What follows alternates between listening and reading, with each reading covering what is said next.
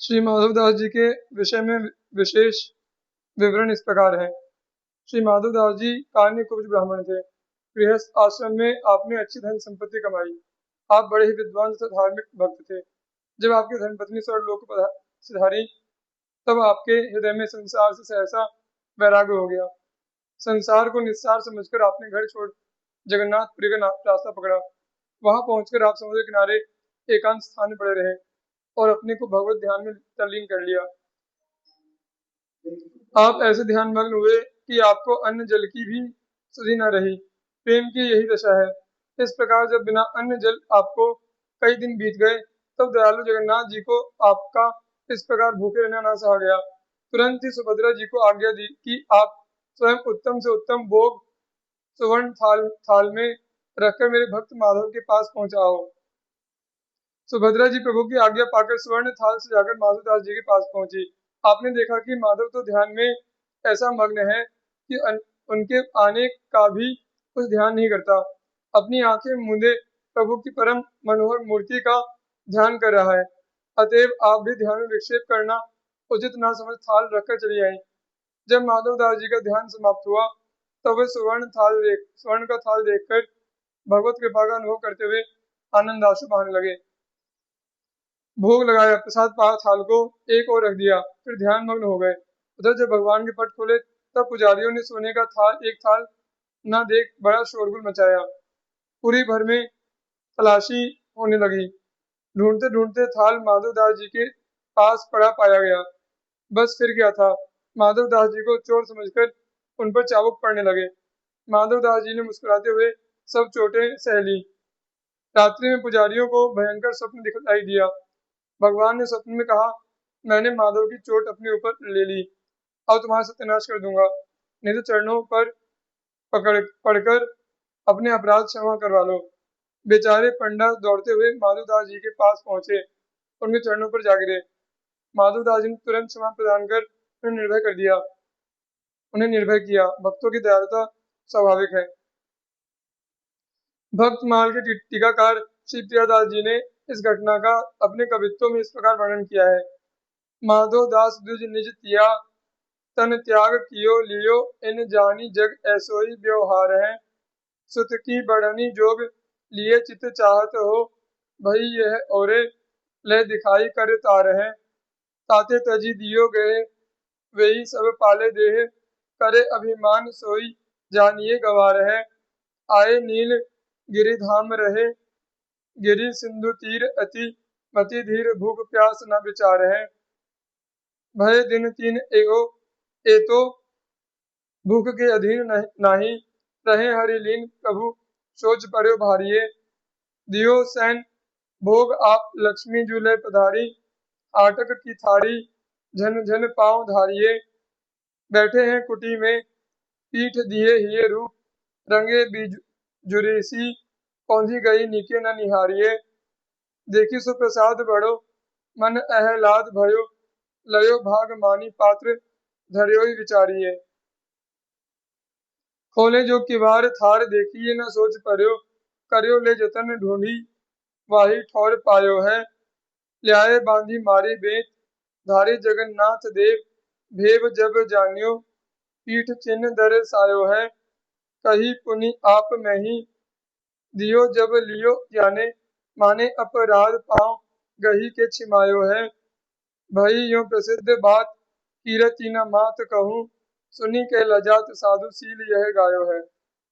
अब माधवदास जी के प्रेम की दशा ऐसी हो गई कि जब कभी आप भगवत दर्शन के लिए मंदिर में जाते तब प्रभु की मूर्ति को ही एकटक देखते रह जाते।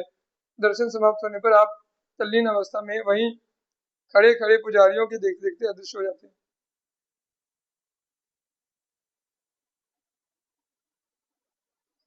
एक बार आप रात्रि में मंदिर में ही रुके रहे। वहां जब रात्रि में आपको जाड़ा लगने लगा तो स्वयं जगन्नाथ जी ने अपनी रजाई उड़ा दी। एक बार माधवदास जी को अतिसार का रोग हो गया। आप समुद्र के किनारे दूर जा पड़े। वहां इतने दुर्बल हो गए कि उठ बैठ नहीं सकते थे। ऐसी दशा में जगन्नाथ जी स्वयं सेवक बनकर आपकी शुश्रूषा करने लगे।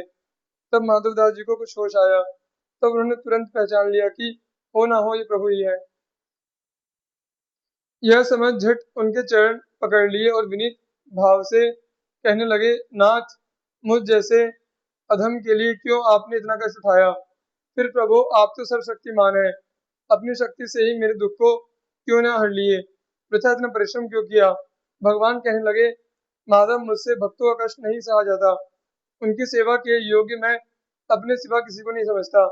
इसी कारण तुम्हारी सेवा मैंने स्वयं की। तुम जानते हो कि प्रारब्ध भोगने से ही नष्ट होता है। यह मेरा ही नियम है, इसे मैं क्यों तोड़ूं? इसलिए केवल सेवा करके प्रारब्ध भोग भक्तों से करवाता हूँ और इसकी सत्यता संसार को दिखलाता हूँ। भगवान यह कहकर अंतर्धान हो गए। इधर माधवदास जी के भी सब दुख दूर हो गए। श्री माधवदास जी के प्रति भगवान जगन्नाथ स्वामी की इन वात्सल्य भरी घटनाओं का श्री प्रियदास जी महाराज ने अपने कवित्वों में इस प्रकार वर्णन किया है। देखत स्वरूप सुधि तन की बिसरी जात रही, जात मंदिर में जाने नहीं कोई है। लग्यो सीत गात सुनो, बात प्रभु कापी उठे, दही सकलात आनी पीती ही भोई है।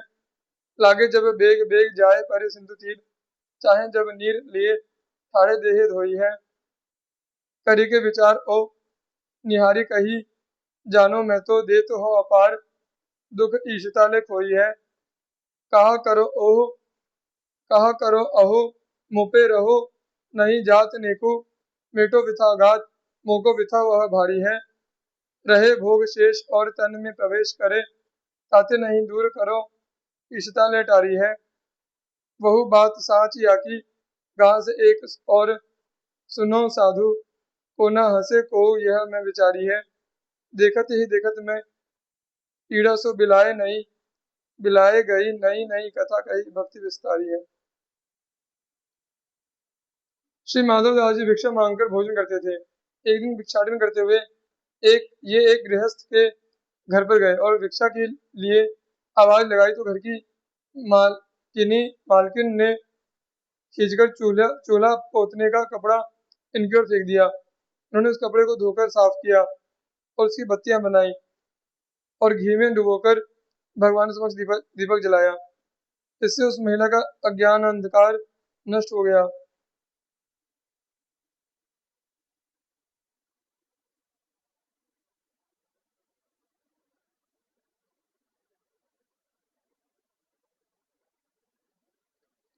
श्री प्रियदास जी महाराज इस घटना का एक कवित्व में इस प्रकार वर्णन श्री प्रियदास जी महाराज ने इस घटना का अपने एक कवित्व में इस प्रकार वर्णन किया है। कीरति अभंग देखी भिक्षा को आरंभ कियो, दियो काहू बाई पोता खींचत चलाए के, देवो गुण लियो नीके, जल सो प्रछाल करी, करी दिव्य बाती दई, दिए में बराए के, मंदिर उजारो भयो, ये को अंधियारो गयो, गए फेरी देखन को, करी पाए आए के। ऐसे हैं दयाल दुख देत में निहाल करें, करें लहजे सेवा, ताको सके कौन गायक है।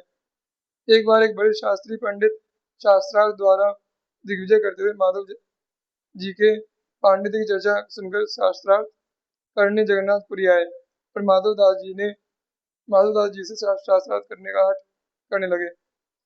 भक्तों को शास्त्रार्थ निरर्थक प्रतीत होता है। माधवदास जी ने बहुत मना किया, पर पंडित भला कैसे मानते। अंत में माधवदास जी ने एक पत्र में यह लिखकर हस्ताक्षर कर दिया, माधव हारा पंडित जी जीते। पंडित जी इस विजय पर फूले न समाये, तुरंत काशी चल दिए। वहां पंडितों की सभा करके वे अपनी विजय का वर्णन करने लगे। वह प्रमाण पत्र लोगों को दिखाने लगे। पंडितों ने देखा तो उस पर यह लिखा गया पाया, पंडित जी हारे माधव जीता। अब तो पंडित जी क्रोध के मारे आग बबूला हो गए, उल्टे पैर जगन्नाथपुरी पहुंचे। It's time for break. 5 minutes, summing up.